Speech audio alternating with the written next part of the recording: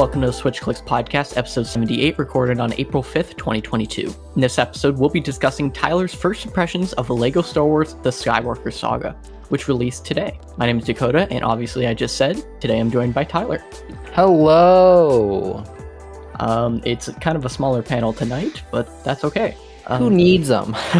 So a long-awaited LEGO game, in your case, come out. It's probably one of the first LEGO games in a really long time. And they decided to take on the entirety of Star Wars, it looks like. Yeah, it's funny. Making my first play it by tier was the LEGO Star Wars The Complete Saga, and we made that because we thought the new game was coming out soon. And then it was delayed, and then delayed, and then delayed. Yeah. And it did not end up being the case. But I've played like a solid hour and a half of the game now, which is enough for first impressions, but also anything negative, or I guess positive even, could change over time. Maybe I'll either get used to something, or you know how it all... If you could say, what was your first impressions of maybe just getting into the game? Well, okay, booting up the game, I'm really excited. I'm like, can't wait.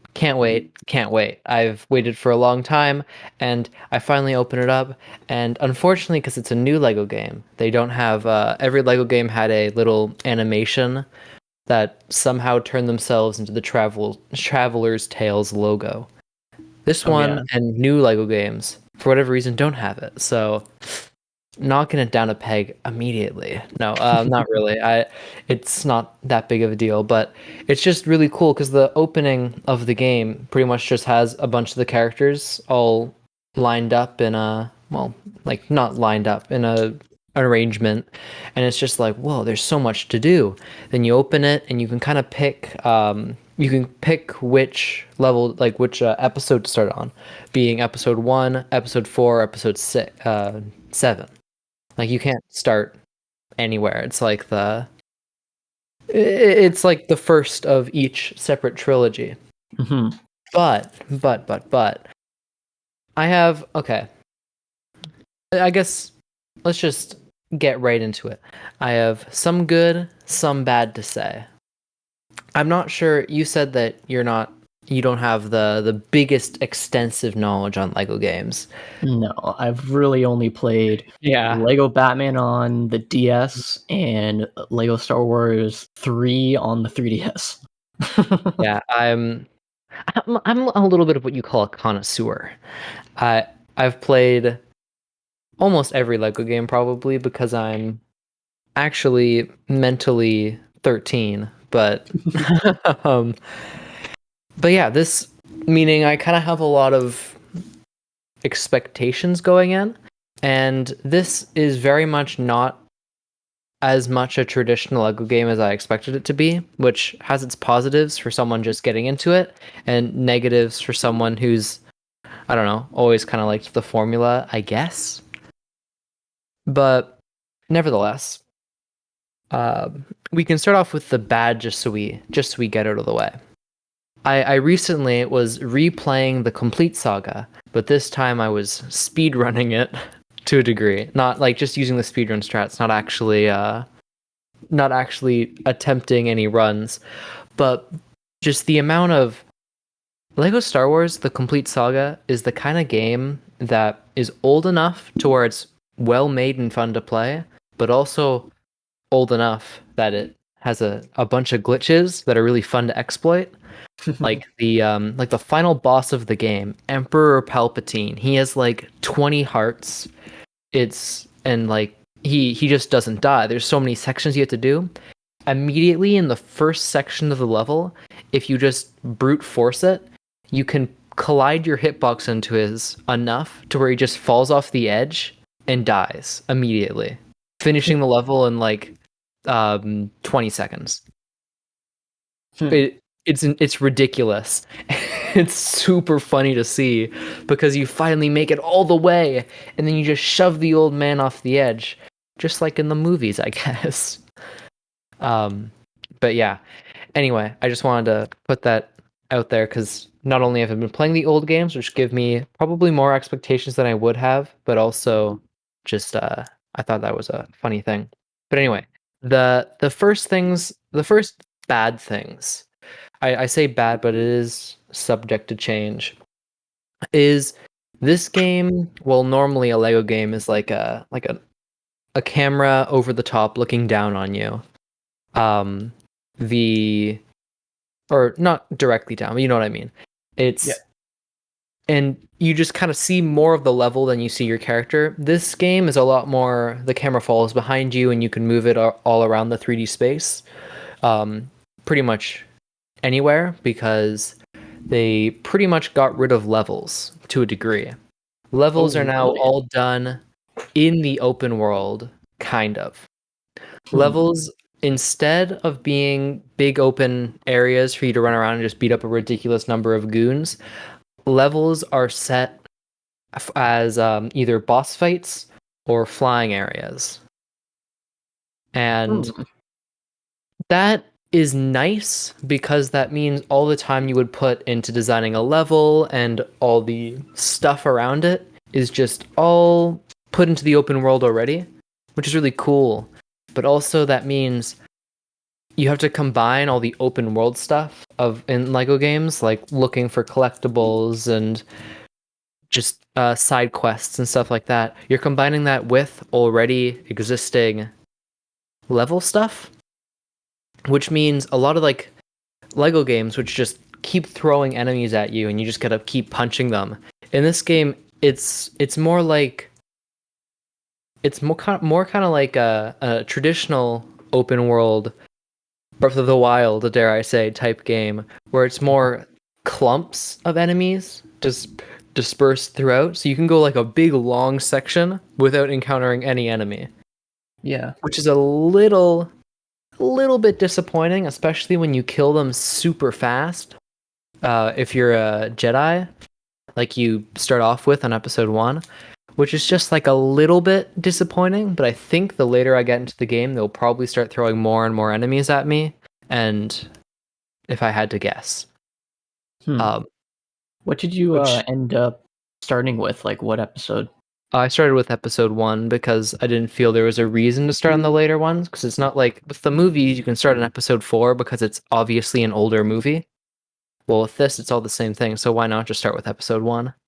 Mm-hmm. But maybe episode 4 would be, I think, based on my experience, I think episode 4 would probably be the best starting place because you don't immediately start off with 2 Jedi. You start up like it's like a um, building your way up to being a Jedi rather than starting as one, Yeah. which I could see probably being a little bit more fun. Hmm. But anyway, it's not the biggest hurdle. The other thing is the camera. This is like nitpicking the game at this point, but the camera is just too close to your character if you're playing co-op, because co-op splits the screen in half, but the camera doesn't zoom out anymore. So now your character takes up what is essentially like a solid 50 and like 40% of your viewing area. And this game in general, I don't think is very optimized for two-player play because those little clumps of enemies, as soon as there's 2 people thrown into the mix, they're gone like a snap. They're gone. And the game with when you're playing multiplayer kind of like downgrades the quality on itself and it doesn't look as good.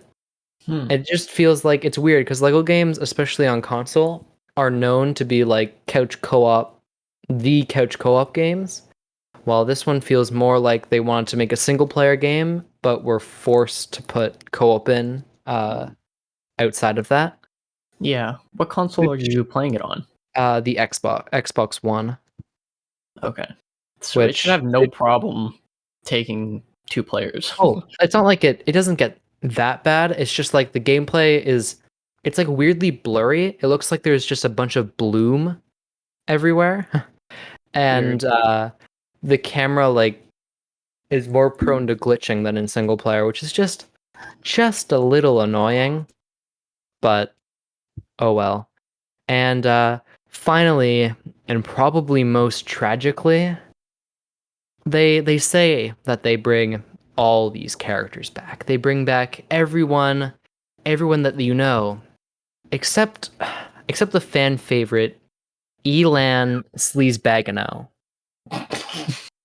Elan Sleazebagano, the guy from episode 2 of Star Wars who wants to sell Obi-Wan some death sticks. Obi-Wan responds that he needs to better himself and do something else with his life via Jedi mind trick, and he decides to change his ways, not really of his own will. But here, I'll give you a little bit of his biography from Wikipedia. Elan Sleazebagano was a male Balusar Silthmonger. Don't know what any of that means. Who was present on Coruscant, the capital of the Galactic Republic, during the Separatist crisis. He tended to tour Coruscant's nightclubs to sell the addictive death sticks. In 22 BBY, don't know what that is, shortly after the outbreak of the Clone Wars, Sleazebagano was present in the Outlander Club and decided to sell death sticks to the Jedi Knight Obi-Wan Kenobi. You know where the story goes there. And now, let's see, was this anything? It does not say what happened after that, which makes sense because he didn't show up in the movie at all. But everyone loves Elan Sleazebagano because he has a funny last name. And for whatever reason, he was not in the game. So I'll have to not recommend it to anyone. So that's it. But no, there is actually quite a few positives because they switched up everything in the game pretty much to be more focused on just there's a lot more stuff. You have more like Arkham game combat, which is weird, where like you can press different buttons to do different things to kind of make it's like baby mode combos, where it doesn't matter what buttons you press, but they do different animations. And then they also have like the little counter button that will pop up above your head when you fight enemies and they try to attack you. It's just a weird thing to add to the game because you take out enemies in 3 hits anyway. But you know, it's once again, this is a baby's game. So if you are going into the game expecting anything different, you're going to be sorely disappointed.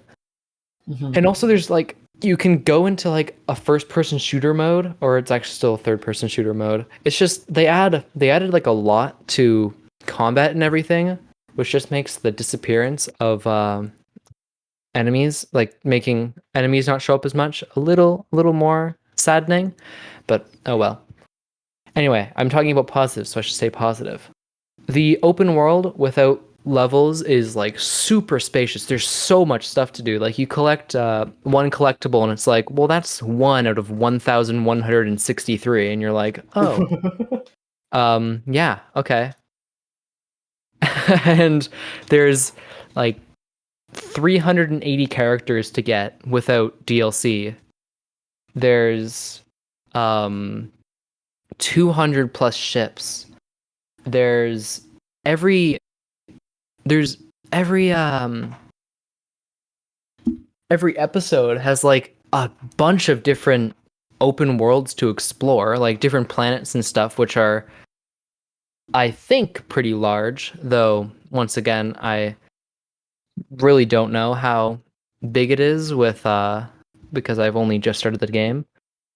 But just the sheer amount of stuff to do means once you finally complete the story, which I think the best way to play this game would be just run through the story, because once you get through that, I'm assuming it's just going to be like a wild ride of just collecting the absurd amount of stuff in this game. And yeah, I initially brought up the sheer amount of characters. I brought up that I was disappointed about the lack of Elan Sleazebagano. However, here are a couple other characters that you've probably never heard of that do show up in the game. Like, for example, Bulio, everyone's favorite little alien man. Bulio is a rebel. Oh, he's a mine overseer who has big horns, and he's an alien. Don't know why there's zero reason for him to be in the game, but he is. He was on Wikipedia. He's been told that he would covertly send supplies to the Resistance, even though I guess he was a spy. And because the First Order was taking over his colony, but he would secretly send stuff to the Resistance. And his office labeled as highly valuable intelligence for the Resistance from a traitor within the First Order. So this entire character means literally nothing. There's no reason for him to be in this game because I don't even know how they get this much information on these characters. When they're in the movie for 20 seconds. But I'm not going to spend as much time. There's another character, Mama the Hutt, everyone's favorite Hutt. Yeah, she's a female Hutt clan and the mother of Jabba's cousin. And the grandmother of Jabba. I don't know how that works, but all right. Don't think about it too much. Don't think about it too much. Everyone's favorite guy, Max Rebo, the little purple elephant who plays the piano in episode 6, I think. Yeah, he's in the game. Also in episode 6.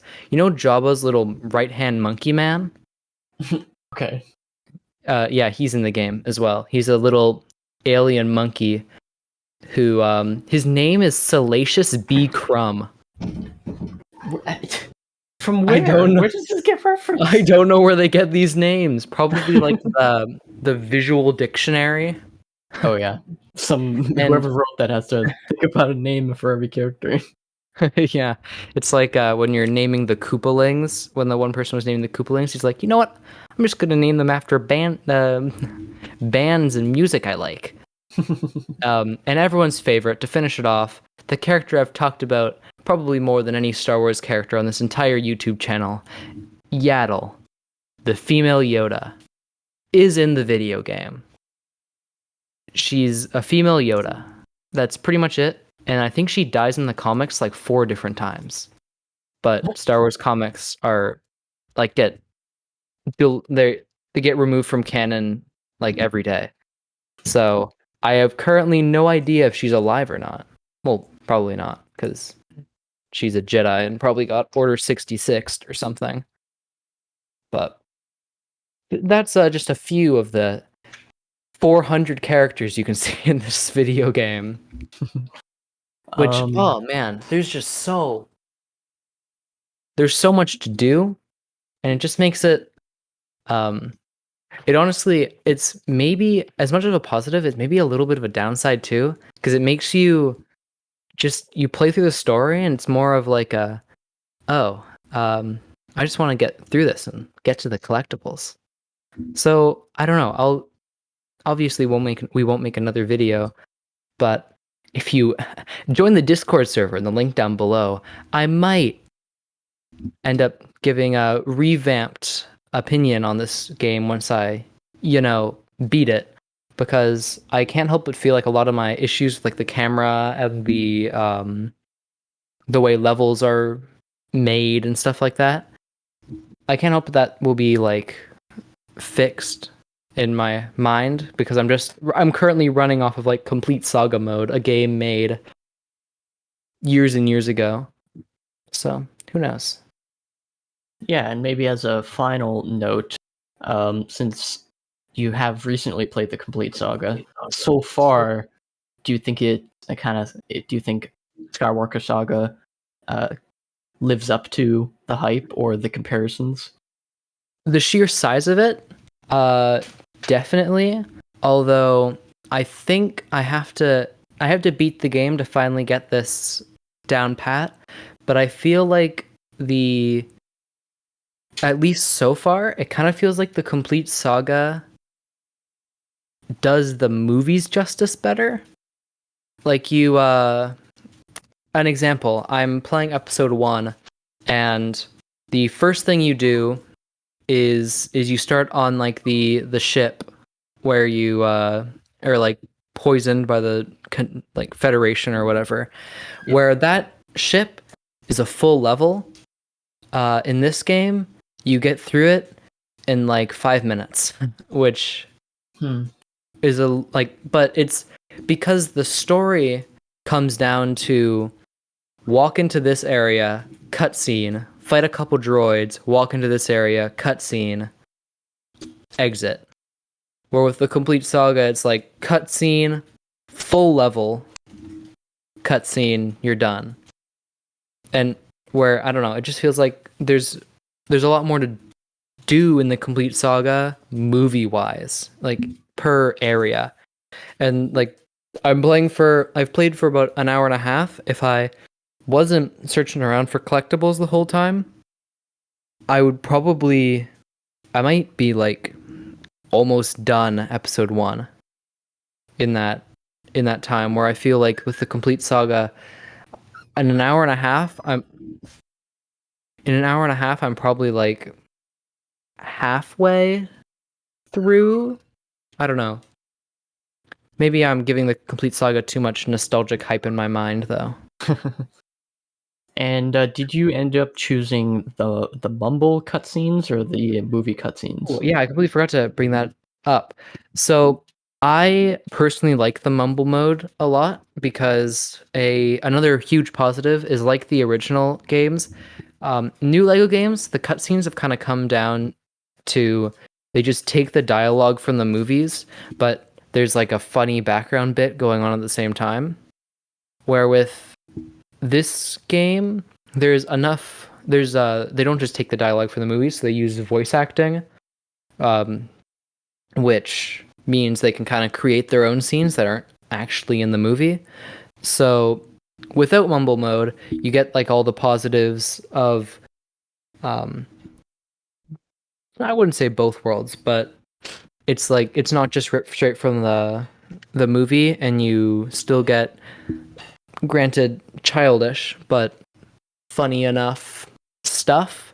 But with Mumble mode, I think I like it a lot better, because you don't need the dialogue to show what's going on like the original game. Yeah.